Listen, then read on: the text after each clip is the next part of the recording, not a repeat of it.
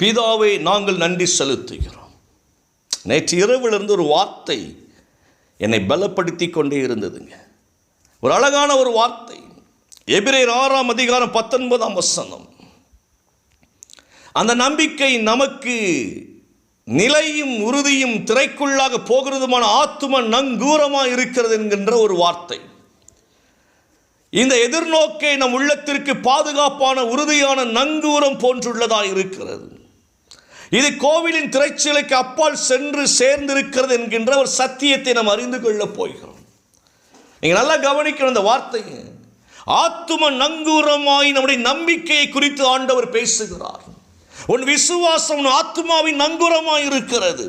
உன் ஆத்துமா ஜெயம் எடுக்க வேண்டும் என்றால், உன் ஆத்துமா பலனடைய வேண்டும் என்றால், உன் ஆத்துமாவின் நங்கூரம் வேற ஒண்ணுமே இல்லை, நீ வைத்திருக்கிற நம்பிக்கை மட்டுமே. ஒரு கப்பல் அது தண்ணீரிலே கடலிலே நிறுத்தப்படுகிற பொழுது ஆங்காங்கே அலக்களிக்கப்பட்டுவிடக் கூடாது என்பதற்காக, அந்த கப்பல் அலைகளால் மோதி திரும்பிவிடக் கூடாது என்பதற்காக அது நிறுத்தப்படுகிற பொழுது நங்கூரங்களை கடலில் வீசுவார்கள். நமக்கு நன்றாக தெரிந்த ஒரு காரியம். அந்த நங்கூரங்கள் எதற்காக வீசப்படுகிறது? அந்த கப்பலையை தாங்கி பிடிக்கும்படியாக, அந்த கப்பல் சேதமாகாதபடிக்கு அது நிற்கும்படியாக, அது நிலையாய் நிற்கும்படியாக அந்த நங்கூரமானது போடப்படுகிறதா இருக்கிறது. உங்க வாழ்க்கையும் என் வாழ்க்கையும் தேவ பிள்ளைகளுடைய வாழ்க்கைக்கு ஆத்துமா முதலாவது ரொம்ப முக்கியமாக இருக்கிறபடியினாலே அந்த ஆத்துமாவை நிலைநிறுத்துவதற்கு, அந்த ஆத்துமா அலக்களிக்கப்படாதபடிக்கு பாதுகாப்பதற்கு விசுவாசம் என்கிற நங்கூரம் நமக்கு தேவையாக இருக்கிறது. அதைத்தான் இங்கு ரொம்ப அழகா எபிரேய ஆக்கியன் எழுதுகிறார். இந்த விசுவாசம், இந்த நம்பிக்கை, இந்த எதிர்நோக்கு உன் உள்ளத்தை பாதுகாக்கிறதற்கான ஆத்தும நங்கூரமாக இருக்கிறது. ஏன்னா நம்முடைய உள்ளம் பாதுகாக்கப்படணும். பாருங்களேன், உலகம் பல காரியங்களை சரி என்று பேசும், ஆனால் தேவன் சரி என்று சொல்லுகிற கர்த்தரின் மகிமையின் ஆசீர்வாதங்களினாலே நம்முடைய இருதயம் பாதுகாக்கப்படணுமே. அலக்களிக்கப்பட்டு கர்த்தருடைய சமூகத்தை விலகி போய்விடக் கூடாதபடிக்கு கர்த்தர் சொல்லுகிறார், இந்த ஆத்தும நங்கூரமாய் உன் நம்பிக்கை இருக்கட்டும் என்று சொல்லி. இது ஒரு பெரிய ரகசியங்க. எபிரேய ஆக்கியன் ரொம்ப அழகா எழுதுகிறான். அந்த வார்த்தையை நல்லா கவனிச்சு பார்த்தீங்கன்னா தெரியும். மாறா தன்மையுடைய இரண்டு காரியங்கள் இருக்கிறது. மாறா தன்மையுடைய இரண்டு காரியங்களை குறித்து ஆண்டவர் பேசுகிறார். கர்த்தர் மாறாதவர் ஒன்றாவது காரியம், வாக்குத்தத்தம் பண்ணினவர் வாக்கு மாறாதவர் ஒன்றாவது காரியம். இரண்டாவது காரியம், கர்த்தர் நம்மை குறித்து வைத்திருக்கிற அவருடைய திட்டங்கள் மாறாததா இருக்கிறது. நீங்க நல்ல கவனிங்கள, தேவன் நம் மீது வைத்திருக்கிற தேவ திட்டம் ஒரு நாளும் மாற போறது கிடையாது. உங்களை கொண்டு எதை செய்ய நினைக்கிறதை செய்ய வைக்க தேவன் அவர் கிருபை உள்ளவராய் இருக்கிறார். நம்பர் 2, நீங்கள் தேவ திட்டத்திற்கு செயல்படும்படியாக, தேவ திட்டத்திற்குள் வரும்படியாக வாக்குத்தத்தங்களை கொடுத்து நம்மளை தைரியப்படுத்துகிறவராய் அவர் இருக்கிறார். ஒன்று நல்லா புரிந்து கொள்ளுங்கள், மாறா தன்மையுடைய இவைகள் இரண்டும், ஒன்று கர்த்தருடைய திட்டம், இரண்டாவது கர்த்தருடைய திட்டத்தை நிறைவேற்ற கொடுத்திருக்கிற வாக்குறுதிகள், வாக்குத்தத்தங்கள். இவர் ரெண்டும் மாறா தன்மையுடையதா இருக்கிறது. கர்த்தர் மாறாதவர், மாறா தன்மையுடைய கர்த்தருடைய ஆசீர்வாதங்களை நம் நாடி தேடும்படியாக நமக்கு நம்பிக்கை தேவையா இருக்கிறது. அந்த நம்பிக்கை என்ன செய்கிறதா? திரைச்சீலைக்குள் புகுந்திருக்கிற கர்த்தரின் மகிமையை நமக்கு தருகிறதா இருக்கிறது.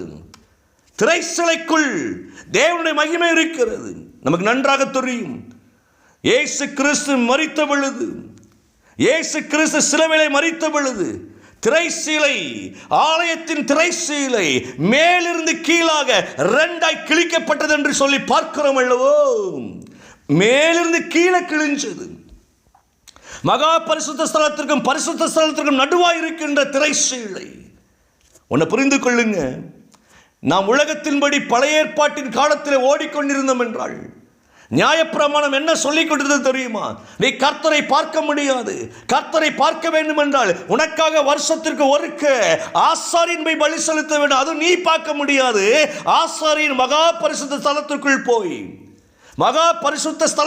போய் அவர் பலி செலுத்தி இரத்தத்தை தெளித்து தேவனிடத்தில் பதிலை வாங்கி கொண்டு வந்து உங்களுக்கு சொல்லணும். இது பழைய ஏற்பாட்டின் நியாயப்பிரமாணத்தினுடைய காரியங்கள். இப்ப பிரதான ஆசாரியராக இயேசு கிறிஸ்து எப்பொழுது மரித்தாரோ அவர் திரைச்சலை கிழித்து உள்ளே புகுந்து விட்டார். அப்ப கிறிஸ்து உள்ளே புகுந்தபடியினாலே தேவ திட்டங்கள் நமக்காய் அதிலிருந்து புறப்பட்டு வருகிறது. தெய்வத்தின் வாக்குறுதிகள் புறப்பட்டு வருகிறது.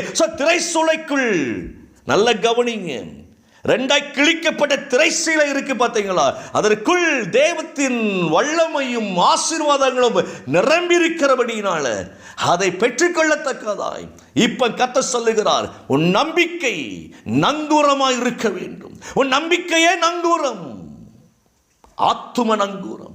இதுல தான் தைரியம் வருது. என்ன அப்படின்னா, நான் என் தேவனால் நிரப்பப்பட்டு இருக்கிறேன் ஐயா. என் கர்த்தரின் ஆசீர்வாதம் எனக்கு உண்டாயிருக்கிறது. என் தெய்வத்தின் பலன் உண்டாயிருக்கிறது. வாக்குத்தத்தம் பண்ணினவர் மாறாதவர், திட்டங்களை கொடுத்தவர் மாறாதவர். தேவ திட்டமும் வாக்குத்தத்தமும் என் வாழ்வில் நிறைவேறும் இயேசுவின் நாமத்தினால. நான் நங்கூரமாகிய விசுவாசத்தினாலே திரைச்சீலைக்குள் இருக்கின்ற தேவனால் கிழிக்கப்பட்டு தேவனிடத்திலிருந்து புறப்பட்டு வருகிற அந்த திரைச்சீலைக்குள் மறைந்திருந்த கர்த்தருடைய வல்லமையும் ஆசீர்வாதங்களும் தெய்வத்தின் அன்பையும் நான் விசுவாசத்தினாலே பெற்றுக்கொள்ளுகிறேன். இது பெரிய ரகசியங்க. தைரியமா இருங்க. நமக்காய் ரத்தம் சிந்தின இயேசு திரைச்சீலை ரெண்டாய் கிழித்தபடியினாலே கர்த்தரின் பரலோக ஆசீர்வாதங்கள் ஊற்றப்பட்டு கொண்டிருக்கிறது. நீங்கள் ஜெயிப்பீர்கள் நங்கூரமாகி உங்கள் விசுவாசத்தினாலே. கவலைப்படாதீங்க. பிதாவே, எங்கள் பிள்ளைகளை ஆசீர்வதிங்க. இயேசுவின் நாமத்தில் பிள்ளைகளுக்காக ஜெபிக்கிறேன் நல்ல பிதாவே.